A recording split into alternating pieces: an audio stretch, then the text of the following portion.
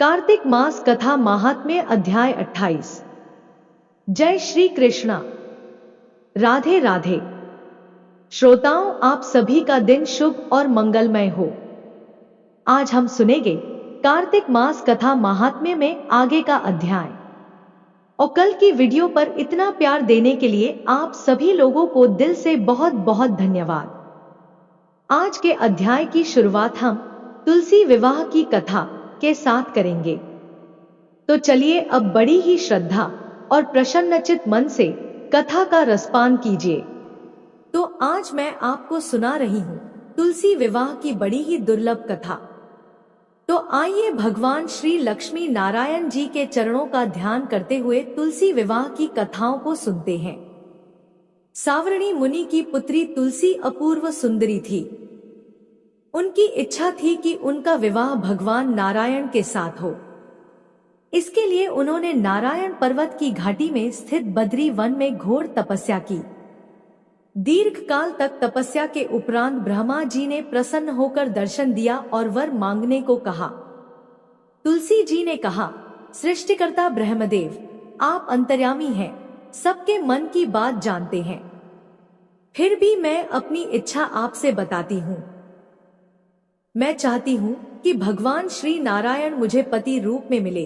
ब्रह्मा जी ने कहा, तुम्हारा अभीष्ट तुम्हें अवश्य मिलेगा। अपने पूर्व जन्म में किसी अपराध के कारण तुम्हें श्राप मिला है। इसी प्रकार भगवान श्री नारायण के एक पार्षद को भी दानव कुल में जन्म लेने का श्राप मिला है। दानव कुल में जन्म लेने के बाद भी उसमें नारायण का अंश विद्यमान रहेगा। इसलिए इस जन्म में पूर्व जन्म के पाप के शमन के लिए संपूर्ण नारायण तो नहीं मिलेंगे, लेकिन नारायण के अंश से युक्त दानव कुल में जन्मे उस श्राप ग्रस्त पार्षद से तुम्हारा विवाह होगा। श्राप मुक्त होने पर भगवान श्री नारायण सदा सर्वदा के लिए तुम्हारे पति हो जाएंगे।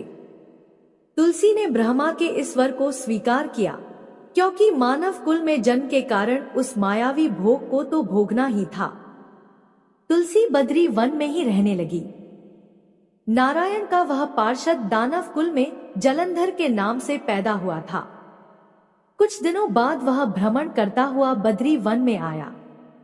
यहाँ तुलसी को देखते ही वह उस पर मंत्रमुग्ध हो गया। तुलसी के सामने उसने अपने विवाह का प्रस्ताव रखा। इतने में ही वहां ब्रह्मा जी आ गए और तुलसी से कहा, तुलसी, जलंधर को देखो, कैसा देवोपम उसका स्वरूप है।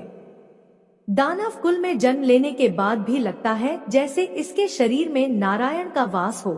तुम प्रस्ताव को सहर्ष स्वीकार कर लो। तुलसी को भी लगा कि उसकी तपस्या पूर्ण हुई, उसे इच्छित फल मिला है। जलंधर के साथ उसका गंधर्व विवाह हो गया और वह जलंधर के साथ उसके महल में पत्नी बनकर आ गई। जलंधर ने अपनी परम सुंदरी सती साध्वी पत्नी तुलसी के साथ बहुत दिनों तक राज्य किया। उसने अपने राज्य का इतना विस्तार किया कि देवलोक तक उसके अधिकार में आ गया। स्वर्ग का सुख भोगने वाले देवताओं की दशा भिखारियों जैसी हो गई। जलंधर किसी को कष्ट नहीं देता था, पर अधिकार और राज्य छिन जाने से सारे देवता मिलकर ब्रह्मा, विष्णु और शिव जी की सभा में गए तथा अपनी विपत्ति सुनाई। ब्रह्मा जी ने कहा, तुलसी परम साध्वी है, उसका विवाह जलंधर से मैंने ही कराया था। जलंधर को तब तक नहीं हराया या मारा जा सकता जब तक तुलसी को ना छला जाए। विष्णु जी ने कहा, जलंधर पूर्व जन्म में मेरा पार्षद था, श्राप के कारण उसे दैत्य कुल में जन्म लेना पड़ा। इस जन्म में भी मेरा अंश उसमें व्याप्त है। साथ ही तुलसी के पतिव्रत धर्म से वह अजय है। फिर देवताओं की सहमति से भगवान शिव ने जलंधर के पास संदेश भेजा कि या तो वह देवताओं को राज्य लौटा दे या फिर उनसे युद्ध करे। जलंधर शंकर के पास पहुंचा। उसने कहा, देव आदि देव, आपके लिए देवताओं का पक्ष लेना उचित नहीं है। राज्य बढ़ाना हर राजा का कर्तव्य है। मैं किसी को दुखी नहीं कर रहा हूँ। देवताओं से कहिए कि वे मेरी प्रजा बनकर रहें। मैंने आपका कोई भी अपमान नहीं किया है। हमारा आपका युद्ध शोभा नहीं देता है। अगर आप हार गए तो बड़ी लज्जा की बात होगी। मैं हार गया तो आपकी कीर्ति बहुत अधिक नहीं बढ़ेगी। भगवान शंकर फिर हंसने लगे। वे तो सब रहस्य समझते थे। तुलसी और जलंधर के पूर्व जन्म के श्राप की अवधि लगभग पूरी हो चुकी थी। फिर शंकर जी बोले, इसमें कीर्ति और लज्जा की बात नहीं है। तुम देवों को राज्य लौटाकर उन्हें उनके पद पर प्रतिष्ठित होने दो। युद्ध से बचने का यही एक उपाय है। जलंधर ने कहा, मैंने युद्ध के बल से देवलोक जीता है। कोई उसे युद्ध के द्वारा ही वापस ले सकता है, यह मेरा अंतिम उत्तर है। अब मैं जा रहा हूँ। ऐसा कहकर जलंधर चला गया। उसने अपनी पत्नी तुलसी को सारी बातें बताई और कहा, कर्म भोग सब काल सूत्र में बंधा है। जीवन में हर्ष, शोक, भय, सुख, दुख, मंगल, अमंगल काल के अधीन है। हम तो केवल निमित्त हैं। संभव है भगवान शिव देवों का पक्ष लेकर मुझसे युद्ध करें। तुम चिंता मत करना, तुम्हारा सती तेज मेरी रक्षा करेगा। दूसरे दिन भगवान शंकर के नेतृत्व में देवताओं ने युद्ध छेड़ दिया। जलंधर ने भीषण बाणों की वर्षा कर उनका वेग रोका। उसके प्रहार से देवता डगमगाने लगे। उसने दानवी शक्ति का प्रयोग कर मायावी युद्ध आरंभ किया। युद्ध स्थल पर वह किसी को भी दिखाई नहीं देता था, पर उसके अस्त्र शस्त्र प्रहार कर देवों को घायल कर रहे थे। देवगण अपने अस्त्र चलाएं तो किस पर चलाएं, क्योंकि कोई शत्रु सामने था ही नहीं। कई दिनों तक इस तरह भयंकर युद्ध चला। जलंधर पराजित नहीं हुआ। तब शिवजी ने विष्णु से कहा, विष्णु कुछ तो उपाय करो, अन्यथा मेरा तो सारा यश मिट्टी में मिल जाएगा। विष्णु जी ने सोचा, बल से तो जलंधर को हराया नहीं जा सकता, इसलिए छल का सहारा लेना ही पड़ेगा। उन्होंने तुरंत अपना स्वरूप जलंधर जैसा बनाया और अस्त्र शस्त्र से सुसज्जित हो तुलसी जी के पास पहुंच गए। बोले, प्रिय, मैं युद्ध जीत गया। सारे देवता भगवान शंकर समेत हार गए। इस खुशी में आओ मैं तुम्हें अपने अंग से लगा लूं। पति को प्रत्यक्ष खड़ा देख तथा विजय का समाचार सुन वह दौड़कर मायावी जलंधर के गले से लिपट गई। इस प्रकार पति पत्नी दोनों ने आलिंगन कर खूब खुशी मनाई, पर पुरुष के साथ इस प्रकार के व्यवहार से उसका सती तेज नष्ट हो गया। उसका सती तेज जो जलंधर की कवच के रूप में रक्षा कर रहा था, वह कवच नष्ट हो गया। जलंधर शक्तिहीन हो गया। यह जानते ही भगवान शंकर ने अपने त्रिशूल से प्रहार किया। त्रिशूल के लगते ही जलंधर जलकर भस्म हो गया। जलंधर के मरने की बात को जानकर विष्णु अपने असली रूप में आ गए। सामने अपने पति जलंधर के स्थान पर भगवान विष्णु को खड़ा देख तुलसी बहुत विस्मित हुई। उसे पता लग गया कि स्वयं नारायण ने उसके साथ छल किया है।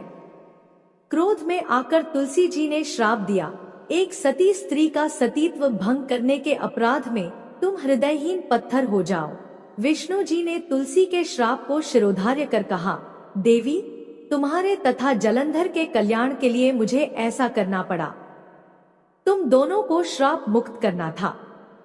तुम भी अब अपना शरीर त्याग कर तुलसी बिरवा के रूप में जन्म लोगी और मेरी पूजा तुलसी दल से होगी। मैं शालिग्राम पत्थर बनूंगा। मेरे शीश पर तुम आदर से विराजमान होगी। तुम्हारे पति की हड्डियों के चूर्ण से शंख की उत्पत्ति होगी। उस शंख ध्वनि से देवताओं तथा मेरी पूजा आराधना होगी। जहां शंख ध्वनि होगी वहां मंगल में मैं विराजमान रहूंगा। तुमने पूर्व जन्म में बद्री वन में मुझे पाने के लिए बड़ी तपस्या की थी। अब अगले जन्म में मैं नारायण प्रस्तर के रूप में बद्रीनाथ वन में स्थापित होऊंगा और मेरी पूजा अर्चना फल फूल से ना होकर तुम्हारी तुलसी दल से होगी। मेरे शीश पर विराजमान होकर तुम मुझसे भी ऊंचा पद प्राप्त करोगी। बोलिए श्री लक्ष्मी नारायण भगवान की जय। बोलिए श्री तुलसी जी शालिग्राम जी की जय। जय श्री राधे कृष्ण। अब आइए तुलसी विवाह की दूसरी कथा को सुनने हैं। एक समय की बात है। एक परिवार में ननद और भाभी साथ साथ रहा करती थी। ननद का विवाह अभी नहीं हुआ था। वह तुलसी जी के पौधे की बहुत सेवा करती थी। नियम से तुलसी को सींचती और दीपक जलाती थी, लेकिन उसकी भाभी को यह सारी बातें बिल्कुल भी पसंद नहीं थी। जब कभी उसकी भाभी को बहुत ज्यादा गुस्सा आता, तब वह अपनी ननद को ताना देते हुए कहती कि जब तुम्हारा विवाह होगा तो मैं इस तुलसी को ही बारातियों को खाने को दूंगी और तुम्हारे दहेज में भी तुलसी ही दूंगी। तुम जब देखो तुलसी की ही सेवा करती रहती हो। कुछ समय बीत जाने पर ननद का विवाह तय हो गया। विवाह के दिन भाभी ने अपने कहे अनुसार बारातियों के सामने तुलसी का वह गमला फोड़ दिया जिसकी सेवा उसकी ननद किया करती थी, और तुलसी के पत्ते खाने के लिए कहा। तुलसी जी की कृपा से वह फूटा हुआ गमला कई सारे स्वादिष्ट पकवानों में बदल गया। भाभी ने गहनों के नाम पर तुलसी की मंजरी से बने हुए गहने अपनी ननद को पहना दिए। देखते ही देखते तुलसी जी की मंजरी से बने हुए गहने भी सुंदर सोने जवाहरात में बदल गए।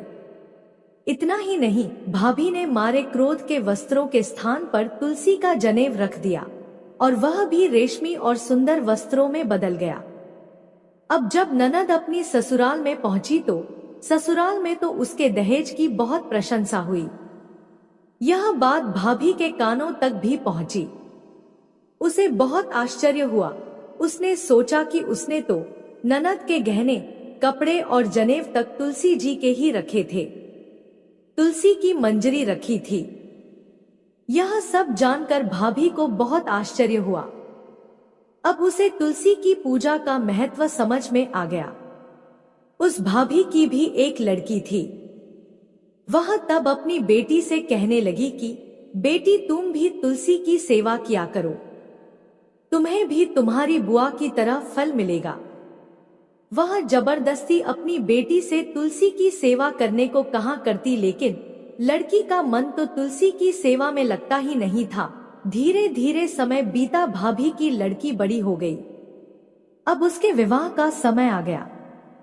तब भाभी सोचने लगी कि जैसा व्यवहार मैंने अपनी ननद के साथ किया था, वैसे ही अब मैं अपनी बेटी के साथ भी करूंगी, तो यह भी गहनों से लद जाएगी और बारातियों को भी खाने में तरह तरह के पकवान मिलेंगे और ससुराल में भी इसे बहुत मान सम्मान मिलेगा। यही सोचकर भाभी बारातियों के सामने तुलसी का गमला फोड़ देती है, लेकिन इस बार गमले की मिट्टी मिट्टी ही रहती है। मंजरी और पत्ते भी अपने ही रूप में रहते हैं। जनेव ने भी अपना रूप नहीं बदला, और जब भाभी ने सभी बारातियों को खाने में तुलसी के पत्ते दिए तो यह देखकर सभी लोग और बाराती भी भाभी की बुराई करने लगे। भाभी ने लालच में आकर अपनी बेटी के दहेज में भी तुलसी के पत्ते और मंजरी आदि रख दिए थे। जब बेटी अपनी ससुराल पहुंची तो वहां पर भी उसकी बुराई ही हुई। भाभी गुस्से के मारे कभी भी अपनी ननद को नहीं बुलाती थी। एक दिन भाई ने सोचा कि मेरी पत्नी तो मेरी बहन को बुलाती नहीं है, क्यों ना मैं ही अपनी बहन से मिलकर आऊं।